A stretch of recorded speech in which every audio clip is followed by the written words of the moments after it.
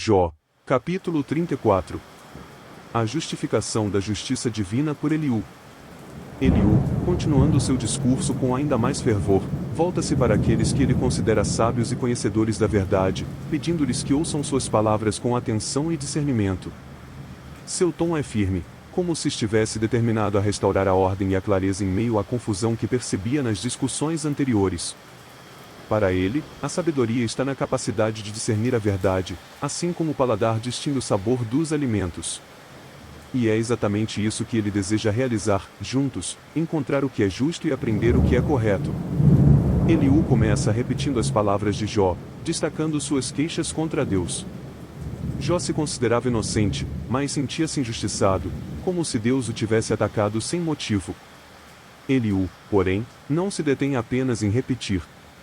Ele questiona o caráter das palavras de Jó, comparando a alguém que bebe zombaria como água, como se o próprio Jó estivesse afundado em uma amargura que o afastava do verdadeiro entendimento.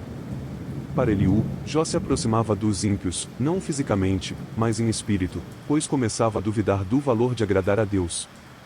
Com uma indignação controlada, Eliú faz um apelo aos sábios para que considerem a justiça de Deus. Ele insiste que, longe de Deus está o mal, e do Todo-Poderoso, a iniquidade. Na visão de Eliú, Deus é justo e retribui a cada homem conforme seus atos, não havendo espaço para erro em suas decisões.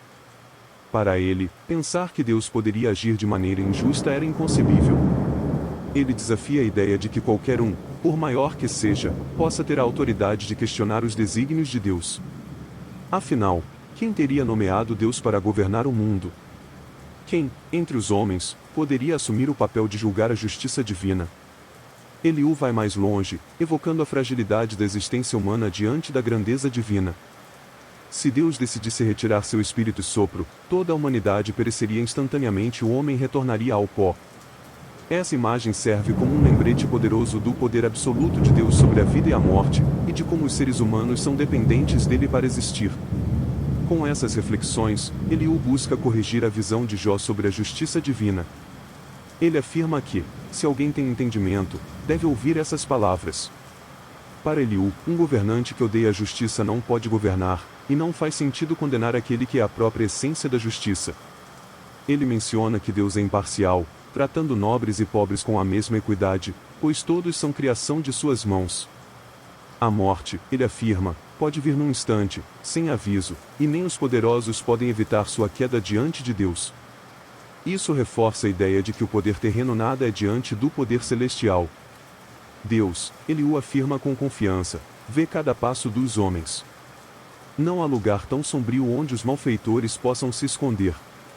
Deus não precisa de longas investigações para julgar os atos dos homens, pois ele conhece seus corações, e sem demora, destrói os poderosos quando assim o deseja, substituindo-os por outros. Isso ele faz porque observa suas ações, e quando os atos dos poderosos se distanciam da justiça, Deus os derruba diante dos olhos de todos. Para Eliú, essa é uma lição clara de que Deus ouve o clamor do oprimido e age em favor dos necessitados.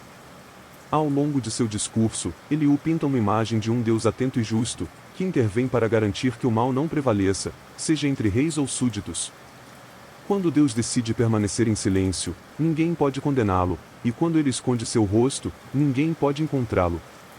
No entanto, mesmo nesses momentos de aparente silêncio divino, ele continua a governar sobre nações e indivíduos, prevenindo que o ímpio ascenda ao poder e cause sofrimento ao povo. Eliú, então, propõe um cenário hipotético: se um homem reconhecesse seus erros diante de Deus, confessando que pecou e prometendo não mais cometer o mesmo erro, Deus não o recompensaria enquanto ele negasse sua culpa.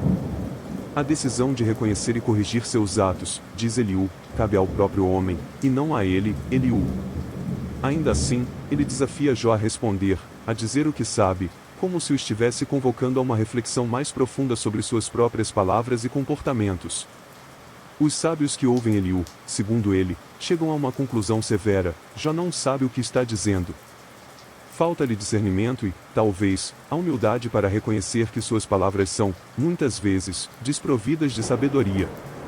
Para Eliú, Jó merece ser submetido a uma prova ainda mais dura, pois sua resposta aos sofrimentos foi como a de um ímpio, e, em vez de buscar entendimento, ele se rebelou e multiplicou suas palavras de queixa contra Deus. Eliú encerra essa parte de sua fala com um misto de compaixão e firmeza. Ele deseja que Jó enxergue o erro de seus caminhos, que pare de se revoltar e, em vez disso, aceite o ensinamento que lhe está sendo oferecido. Para Eliú, a verdadeira sabedoria e redenção só viriam quando Jó se abrisse para entender a justiça e a perfeição dos desígnios divinos.